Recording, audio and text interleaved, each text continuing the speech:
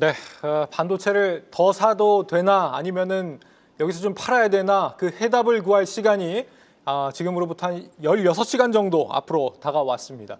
이분들과 함께 자세히 알아보죠. 이지환 오로라 투자자문 대표 그리고 권미정 증시캐스터 나와 있습니다. 두 분 어서 오십시오. 안녕하세요. 안녕하세요.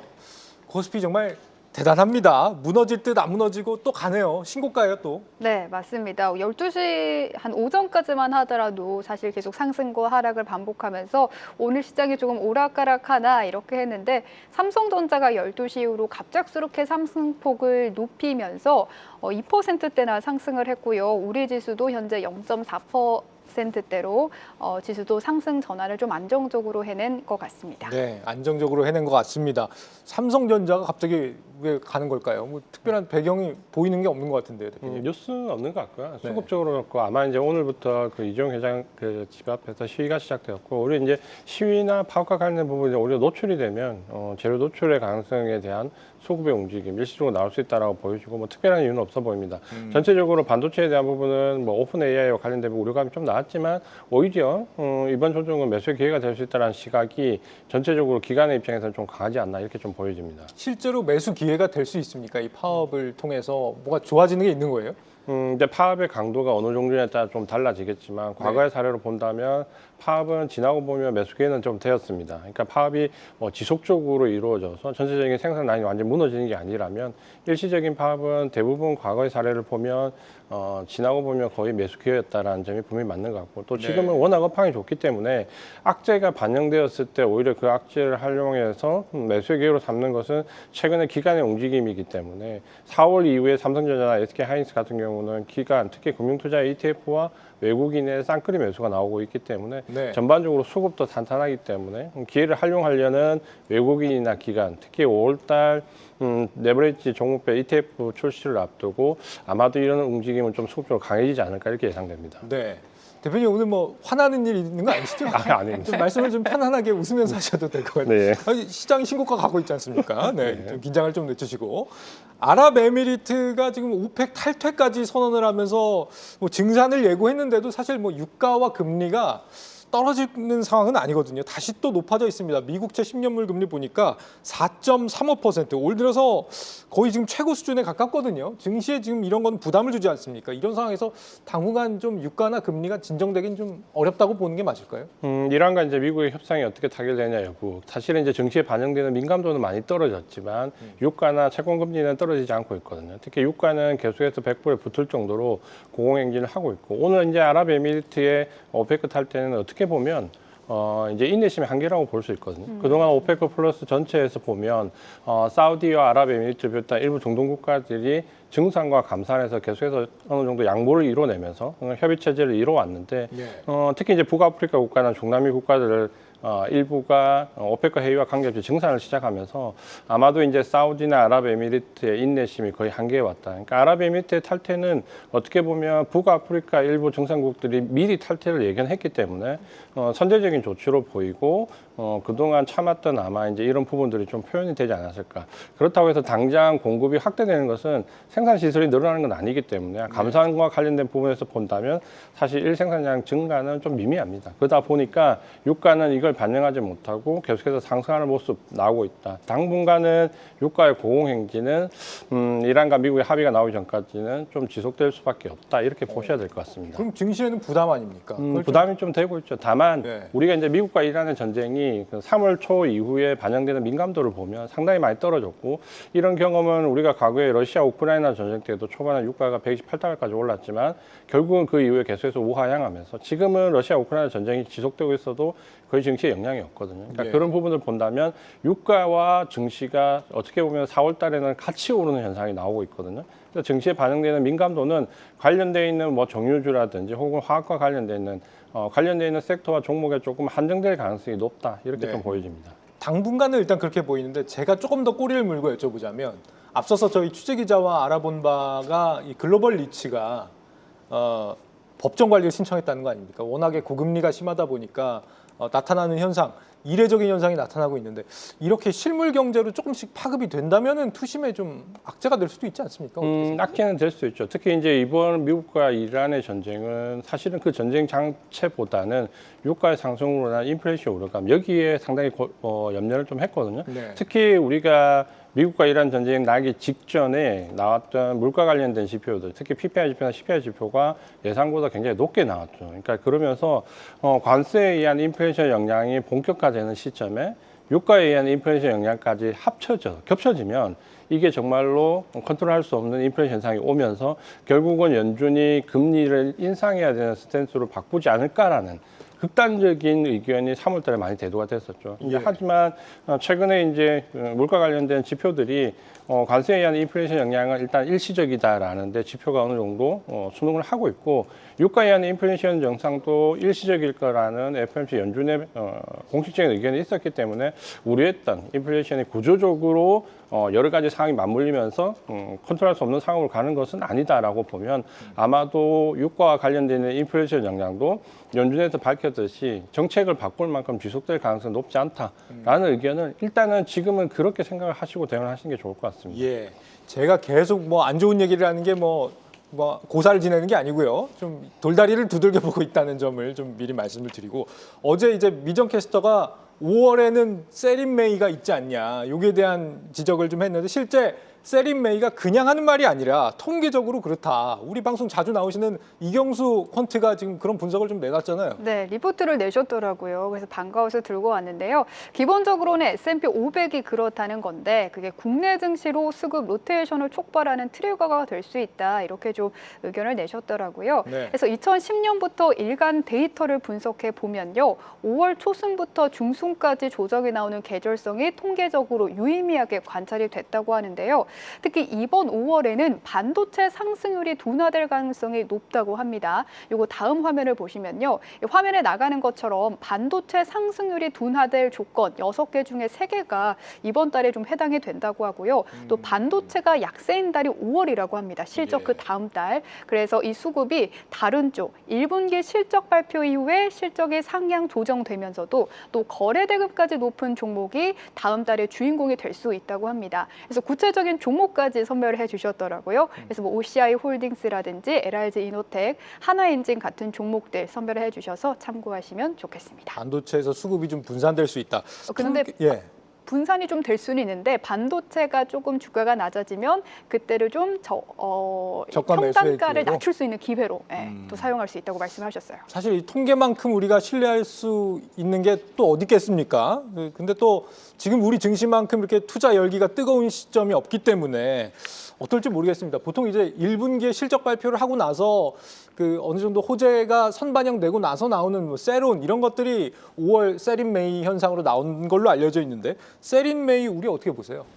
저는 올해는 가능성이 높지 않을 것 같고요. 오, 그래요? 보통 때는 이제 5월달에 그걸 감안하고 특히 이제 반도체 같은 경우가 대부분 이제 4분기에 피크를 찍고 예전에 이제 스팟 가격 같은 경우가 1분기에 실적이 저조하기 때문에 네. 1분기 실적 발표 이후에 4월, 5월 넘어가면서 주가가 좀 저조하는 흐름. 이게 좀 일반적이었는데 이번에는 좀 다른 현상이 있었죠. 그러니까 3월달에 미국과 이란 전쟁이 반영되면서 3월달에 조정을 굉장히 크게 받았거든요. 네. 그럼 우리 증시는 연말 이후에 1분기에 상승했던 증시가 오히려 5월에 받아야 될 조정을 3월에 좀 미리 받지 않았나라고 싶고 특히 연말 연초에 그 개인들 매수세가 급격히 몰리면서 신흥장구가 굉장히 크게 늘어나면서 시장 과열에 대한 우려감이 좀 커졌는데 3월 이후에 조정을 받고 4월 달에 들어와서 수급이 바뀌었거든요. 네. 삼성전자 하이닉스를 비롯해서 반도체 수급이 개인 위주에서 4월부터는 금융투자 이제 ETF죠. 금융투자와 외국인 수급으로 매수로 전환이 됐기 때문에 오히려 5월 받아야 될 조정을 3월 달에 땡겨서 받았다라고 보면 이번 5월은 오히려 주가가 반도체를 기점으로 해서 좀 가속화되지 않을까라고 예상을 좀 하고 있습니다. 네. 저도 세린메이라는 말씀을 하고는 있지만 저도 5월에 더 갔으면 좋겠습니다. 네. 네. 아니 모두가 뭐 더 갔으면 그렇죠, 좋겠죠. 그렇죠. 세린 메이가 아니었던 때도 실제 있습니다. 아니었던 때를 좀 살펴보면은 경향성이 좀 보인다고 하는데 2009년과 2017년, 21년, 25년 이런 경우는 주로 뭐 유동성 랠리가 펼쳐졌거나 아니면은 뭐 빅테크나 뭐 반도체발 상승이 좀 있었던 국면이라고 하거든요. 내일 빅테크 실적이 그런 의미에서 좀 중요하다 할 수 있겠다라는 생각이 듭니다. 지금 반도체가 RSI가 뭐 이상 국면에 있기 때문에 과매수 국면에 대한 걱정들을 하고 있습니다만 동시에 지금 EPS 전망치의 경우에는 오히려 이런 걸 감안하면 굉장히 저렴하다. 역대 어느 때보다 저렴하다는 또 판단이 가능하기 때문에 반도체 투자하시는 분들 굉장히 혼란스러운 상황이라서요. 오늘도 이 반도체 이 부분을 좀 따져봐야 될 것 같습니다. 우선 오픈 AI 매출이 뭐 목표에 미달했다 이 소식이 오늘 계속 화제가 되고 있지 않습니까? 사실 뭐 AI 붐이라고 한다면은 엔스로픽이나 오픈 AI나 다 같이 잘 나가야 되는데 오픈 AI 예상보다 이 사용자 증가수가 좀 저조하다는 겁니다. 이 우려는 좀 어떻게 보시는지? 사실 제가 봤을 때는 그렇게 심각한 그 조정을 야기할 만한 모멘텀은 아닌 것 같고요. 그러니까 오픈 AI는 상장된 기업이 아니기 때문에 뭐 내부 가이던스에 의한 매출의 설정이 좀 미달했다라는 것과 사실 우리가 작년부터 빅테크 기업들 AI 모멘텀을 받는 수혜주들의 조정 과정을 좀 본다면 네. 오픈 AI가 항상 그 중심에 있거든요. 그러니까 이유는 사실 오픈 AI 자체가 챗GPT의 선구자이기도 하지만 오픈 AI 엔비디아, 오픈 AI 구글, 오픈 AI 아마존 같이 오픈 AI가 AI 기업을 엮는 어떻게 보면 협약을 맺는 가장 중심에 있기 때문이다라고 보여지고 그런 부분 때문에 아마 오픈 AI들 어느 정도 흔들면 전체적인 빅테크 기업의 조정이 나올 수 있다라는 미국은 어떻게 보면 화성 행보와 연관된 부분에서 그런 등식이 최근에 계속 나왔거든요. 네. 그렇게 본다면 이번 그 재료는 조정의 재료로 본다면 제가 봤을 때 그렇게 크진 않다라고 좀 보여지고 오히려 이런 조정이 나왔을 때 기회로 활용해 볼 만하다는 것과 지금 미국과 이란 전쟁이 끝나고 난 이후에 다우 지수나 나스닥 지수를 비교해 보시면 이게 극명하게 차이가 나거든요. 나스닥 지수는 정고점 이미 넘어서서 돌파를 했고 네. 다우 지수는 정고점을 넘어가지 못하는. 그러니까 오히려 미국과 이란의 지정학 리스크가 감소하면서 기술적으로 실적 기반으로 가는 하드웨어 쪽으로 쏠림 현상은 더 강화되고 있거든요. 그러다 보니까 단기적으로는 이 종목들이 조금 가열권에 들어왔다라고 해서 조정은 물론 필요하지만 사실 조정 이상의 의미는 없어 보인다라는 것과 특히 이제 우리 증시로 본다면 삼성전자, SK하이닉스는 전통적으로 보는 반도체를 보는 시각이 좀 달라지고 있기 때문에 예. 그러니까 이걸 어떻게 보는 각도에 따라서 그러니까 예전에 분석의 툴로 본다면 지금이 가열권이고 비싸 보이는 게 맞고요. 네. 새로운 시각으로 본다라고 하면 오히려 가격이 굉장히 싸 보이는 거죠. 그러니까 우리가 전통적으로 반도체는 사실은 지금처럼 B2B 가격이 아니라 스팟 가격으로 기준을 삼았기 때문에 스팟 가격은 아무리 가격이 많이 올라가도 주가에 반영을 안 시켜줬거든요. 예. 한 분기 이상 지속될 가능성이 없다라고 판단을 해서 거의 PER 기준보다는 PBR 기준으로 평가를 했습니다. 예. 그러다 보니까 반도체가 가격과 무관하게 롱텀하게 가지 못하는 고점을 한 분기 이상 지속 못하는 모습을 보였는데 이번은 이제 좀 다르죠. 일단 스팟 가격이 아니라 B2B 가격. 그러니까 빅테크 기업의 판매는 B2B 가격이 중심이기 때문에 가격 지속성이 있고 만약에 장기 계약까지 들어간다라고 하면 이전의 기준을 평가 기준을 아마 PER로 바꿀 가능성이 상당히 높습니다. 그러니까 PER 기준으로 만약에 평가 기준이 바뀐다면 사실 SK하이닉스나 삼성전자 PER 모두 5배 전후밖에 안 되거든요. 그러면 추가 상승 여력은 상당히 많이 남아있다라고 볼 수 있는데 전통적인 시각이 맞느냐 새로운 바뀐 기준으로 적용을 해야 되냐를 보면 아마도 이제 새로운 바뀐 기준으로 적용하는 게 맞을 것 같습니다. 그래서 지금 마이크론 테크놀로지나 삼성전자, SK하이닉스 이 3사 중에서 어느 회사라도 2년 이상 장기 계약이 빅테크 기업과 했다는 게 나오면 아마 주가는 새로운 모멘텀이 형성될 가능성이 높다라고 좀 보여집니다. 네.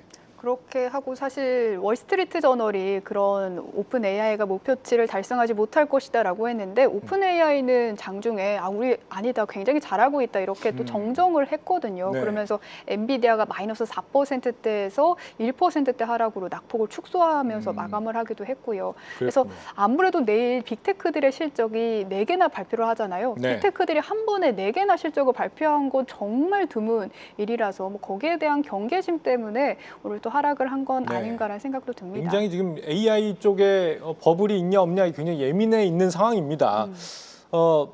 대표님 말씀에 조금 부연해서 다시 한번 좀 반론을 한번 드려보자면 지금 일단은 하이엔드급에서는 뭐 GPT와 뭐 제미나이, 클로드가 이렇게 맞붙고 있고 그 아랫단에서는 또 딥시크 계열의 또 중국 AI들이 맞붙고 있지 않습니까? 이 경쟁 구조에서 1등이 나오고 이제 여기서 이제 패자가 등장하기 시작할 그 무렵부터는 AI 버블도 좀 터질 수 있지 않을까요? 이 부분 어떻게 보세요? 그러니까 이제 그런 부분을 우리가 조금 전체적인 구도에서 생각해 볼 부분이, 그러니까 엔비디아가 왜 작년 10월달 고점에서 6개월여께 그 기간 조정의 양상을 보였냐라고 보면 지금 AI 사이클은 한 사이클이 마무리되고 새로운 사이클로 넘어가는 가도기에 들어와 있거든요. 그러니까 학습의 시기가 종료가 되고 추론의 시기로 넘어가는데 학습의 시기가 종료되면서 엔비디아 독점으로 가졌던 AI 칩에서 구글이나 아마존이나 중국의 뭐 딥시크나 여러 가지 업체 후발주자들이 이제 많이 등장을 했다라는 거죠. 그러니까 이렇게 학습의 시기가 종료되는 관점에서 보면 AI 시기가 뭔가 마무리될 것 같지만 실제로 AI는 이번에 엔비디아에서 나오는 루비나 루빈 울트라 칩으로 넘어가는 과정에서 추론 영역으로 넘어가거든요.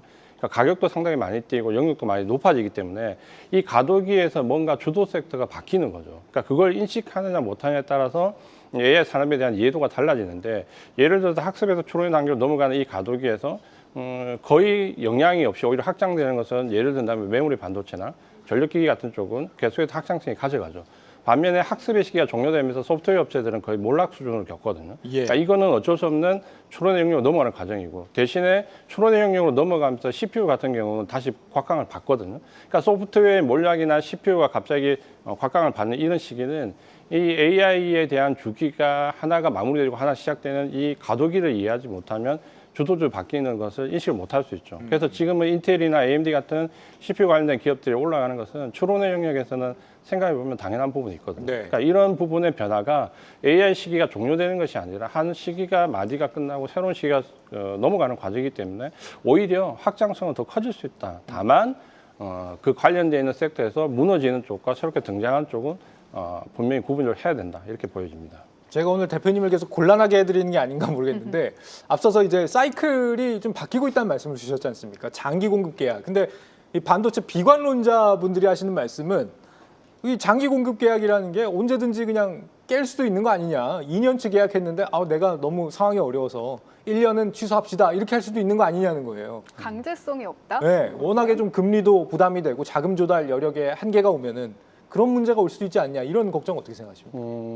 지금으로서는 가능성이 높지 않고요. 왜냐하면 지금은 공급자 우위이기 때문에 장기 계약이 가능성이 높다라는 이유는 사실은 우리가 예전에는 장기 계약을 1년 정도만 해도 주가에 반영되는 PR이 훨씬 높아질 것이고 주가는 저평가에서 벗어날 수 있다라는 기준이었는데 지금 마이크론 테크놀로지가 지난번 실적 발표 때 내용을 보면 본인들은 1년 제시를 하는데 오히려 빅테크 기업들이 2년을 얘기하거든요. 그러니까 안정적으로 장기 공급을 받기 원하는 빅테크 기업들이 기간을 더 늘려서 잡고 있기 때문에 오히려 이런 부분은 공급자 우위에서 더 좋아질 수 있다. 다만 여기서 나는 우려감이 어떤 부분이냐면 이제 이번에 오픈 AI에서도 마찬가지고 작년 12월 달에 오라클에서 나왔던 내용 캐펙스 자본적 지출 비용이 너무 영업이익을 넘어서는 그러니까 우려스러운 상황으로 넘어가지 않느냐라는 부분인데 사실 이제 장기 계약을 하게 되면 선급금을 지급해야 되기 때문에 빅테크 기업들은 상당히 자금 압박을 받습니다. 그러니까 그 부분은 맞는데 반대로 거꾸로 생각하면 선급금을 받는 마이크론 테크놀로지나 삼성전자, SK하이닉스는 굉장히 상황이 좋아질 수 있는 상황이 급격히 나올 수 있죠. 그래서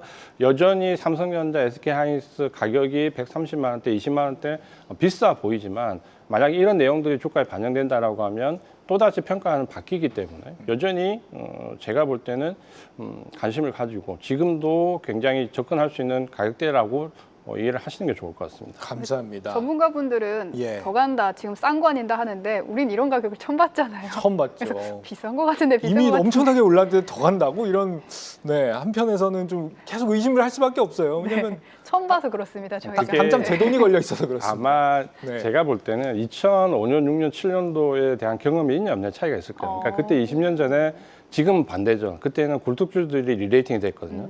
그때는 몇천 원 하던 주가들이 뭐 몇십만 원이 갔거든요. 예를 들면 포스코 같은 주가가 그 당시 25,000원, 3만 원 하다가 5만 원, 6만 원 가서 이게 어떻게 된 거지 했는데 그게 25만 원까지 갔거든요. 네. 그래서 10배가 올라가면서 와 했는데 그게 75만 원까지 갔거든요. 그러니까 이런 경험이 결국은 그때 굴뚝주들이 리레이팅 될 때 5배, 10배 가는 종목들이 거기서 또다시 5배, 10배 가는 경험을 해봤냐 안 해봤냐에 따라서 아마 좀 느낌이 다르지 않을까.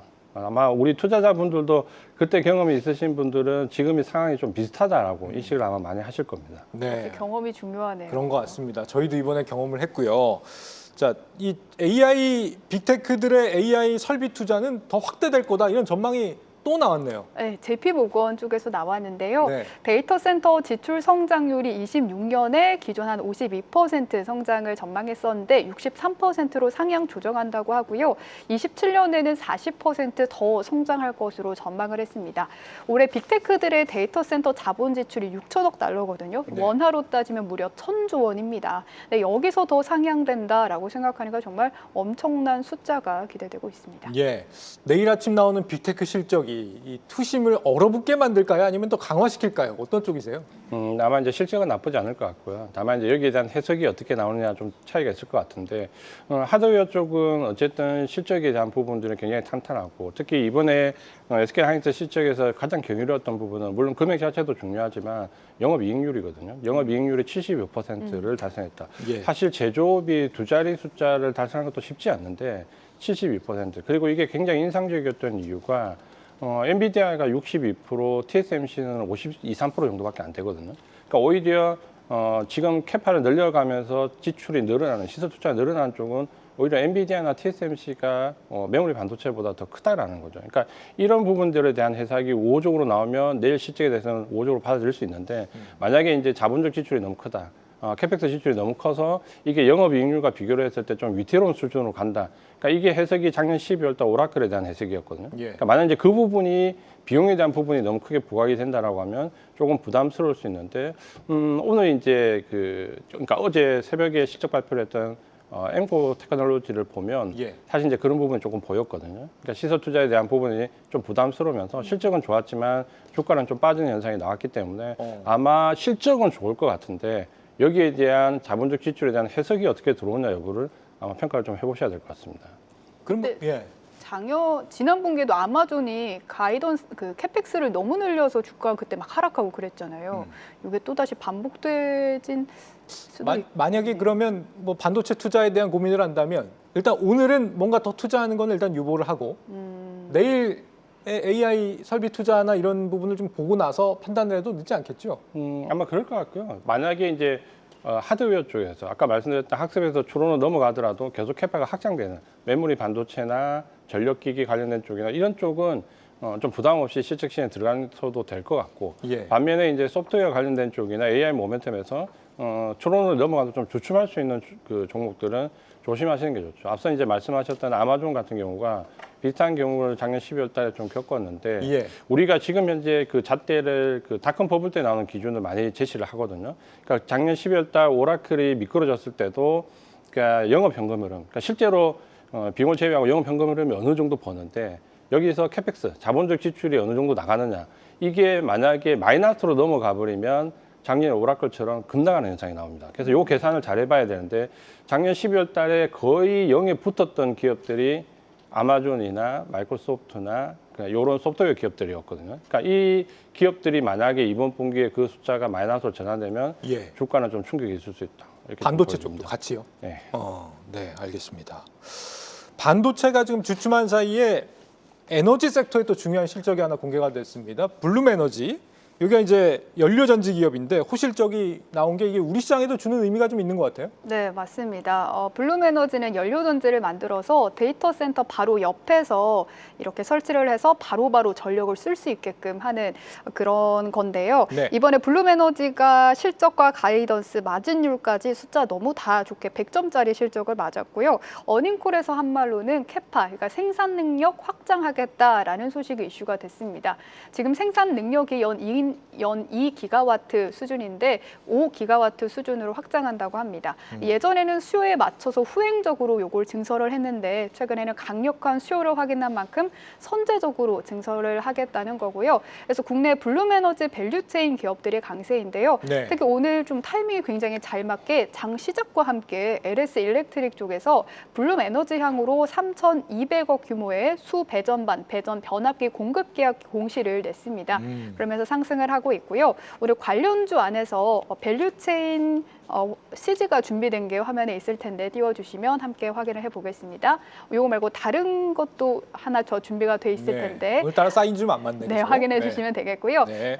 오늘 관련전에서 가장 흐름이 강하게 나오는 건 비나텍인데요. 이게 슈퍼 커패시터라고 해서요.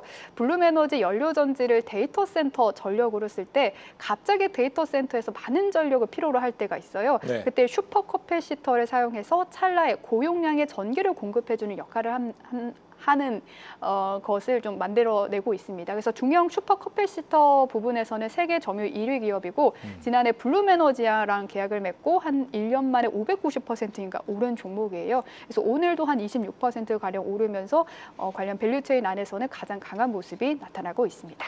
그러니까 뭐 태양광이나 풍력 같은 신재생은 송전망이 따로 또 들어가야 되는데 송전망 까는데 또 한참 걸린다 그러고 원전은 또 짓는데 뭐 10년씩 걸린다고 하니까요. 연료전지는 지금 현장에 데이터 센터 옆에 바로 짓고 뭐 1, 2년이면 짓고 뭐 외부에서 직접 만들어서 와서 조립하기만 하면 된다. 근데 그걸 떠나서 이런 그 연료전지에도 변압기가 또 들어간다. 변압기는 무적입니다, 정말. 뭐 어디나 다 들어가는 정말 최고의 섹터인 것 같은데 지금 뭐 태양광의 경우도 어제 사실 하나솔루션 어닝 서프라이즈를 보면서 아 태양광도 살아나고 있구나를 확인을 했거든요. 대표님께서 보시기에는 앞으로 에너지 섹터 내에서 주도 흐름은 누가 주게 될 것이다. 어떻게 보십니까? 일단은 이제 전력기기 쪽, 변압기 쪽이 가장 강한 종목이고 가장 롱텀하게 볼 수 있고 여기에 이제 원전이나 태양광은 보조적인 위치를 차지할 수 있고 최근에 이제 AI 모멘텀이 확장되는 쪽에서 데이터 센터와 관련된 부분에서 보면 사실 이제 이런 이슈로 현대중공업 같은 저소업 엔진, 선박 엔진과 관련되는 쪽이나 사실 건설주도 상당히 많이 올랐거든요. 예. 그러니까 사실 따지고 보면 같은 맥락인데 결국은 그 안에서 순환매 개념으로 계속해서 선두는 바뀌는데 어쩔 때는 원전, 어쩔 때는 태양광, 어쩔 때는 지금처럼 연료든지 그러니까 이런 식의 순환매를 보이는데 그거와 관계없이 무난하게 계속 가는 거는 사실은 전력기기 쪽이거든요. 그러다 보니까 전력기기는 주가가 굉장히 큰 폭으로 올랐고 네. 이제 실적 시즌에 들어오면 사실은 이런 모멘텀으로 왔던 종목도 원전을 포함해서 사실 SMR이나 이런 쪽은 실적은 없잖아요. 그러니까 앞으로 대한 기대감인데 들어오면 오히려 전력기기 쪽은 더 강해지거든요. 그래서 아마 전력기기 쪽을 좀 롱텀하게 좀 중심에 놓고 볼 필요가 있을 것 같고 올해 지금 보면 미국 쪽에서도 1월 달 이후에 롱과 숏 포지션에서 롱의 1위 종목이 G 번호가 전력기기 쪽이거든요. 그러니까 미국도 확실히 전력기기 쪽이 베팅이 가장 많이 들어오고 있고 이번 미국과 이란 전쟁 이후에 고점을 가장 갱신을 먼저 한 섹터도 반도체보다 전력기기거든요. 네. 그러니까 미국도 확실히 전력기기 쪽에 대한 선호도가 높아지고 우리도 아마 롱텀하게 지금은 뭐 효성중공업이나 LS 일렉트릭, 현대중공업 마찬가지, 현대일렉트릭 마찬가지인데 지금은 좀 계속해서 비싸지 않습니까? 괜찮습니까? 비싸다고 생각하지만 이게 이제 이 관념을 깬 게 오히려 지금 미국이거든요. 미국 같은 경우는 전력기기가 비싸다는 관점이었는데 미국 이란 전쟁이 한창일 때 주가 조정받을 때 오히려 이 섹터가 가장 먼저 고점을 갱신하고 넘어갔거든요. 예. 그러니까 그렇게 보면 비싸다고 생각했는데 지금은 거기서도 또 30-40% 더 올라가 있거든요. 롱텀하게 본다면은 오히려 이쪽을 계속 보는 게 좋죠. 다만 이제 가격 자체가 말씀하신 것처럼 효성중공업 한 주 사기도 버겁거든요. 개인 투자자들은. 그러다 보니까 아마 LS 일렉트릭처럼 액면 분할이나 뭔가 좀 접근할 수 있는 혹은 ETF 상품 이쪽을 좀 고려를 해보실 필요는 좀 있을 것 같습니다. 감사합니다. 자 마지막으로 권미정 캐스터가 준비한 퇴직연금이 요즘 또 금융투자를 통해서 엄청나게 물밀듯이 들어오니까요. 퇴직연금 고수들이 산 종목들 한번 정리해 볼까요? 네, 화면으로 함께 확인을 해보시겠습니다. 우리나라 증시를 이끈 ETF 퇴직연금 수익률 5%인 포트폴리오 5%인 상급자들은 무엇을 샀나 확인을 해보니까요. 역시나 1픽은 반도체 탑10 타이거 반도체 탑10이 1위였고요. 네. 그 이후로 지수 추종 ETF를 또 함께 가져가면서 안정성까지 챙긴 ETF. 하지만 성장 테마도 놓칠 수 없다 해서 2차 전지, 소재, 전선 그리고 AI 전력 핵심 설비까지 이렇게 좀 정말 잘 선별을 하셨다. 네. 이게 오늘의 핵심이 오늘 되겠습니다. 대표님이 말씀하신 반도체, 전력 뭐 여기 다 들어가 다 있는 들어가 거죠. 있습니다. 조선까지. 네. 네, 오늘 말씀은 여기까지 듣도록 하겠습니다. 이지환 오로라 투자자문 대표 그리고 권미정 캐스터였습니다. 두 분 말씀 잘 들었습니다. 맞습니다. 네.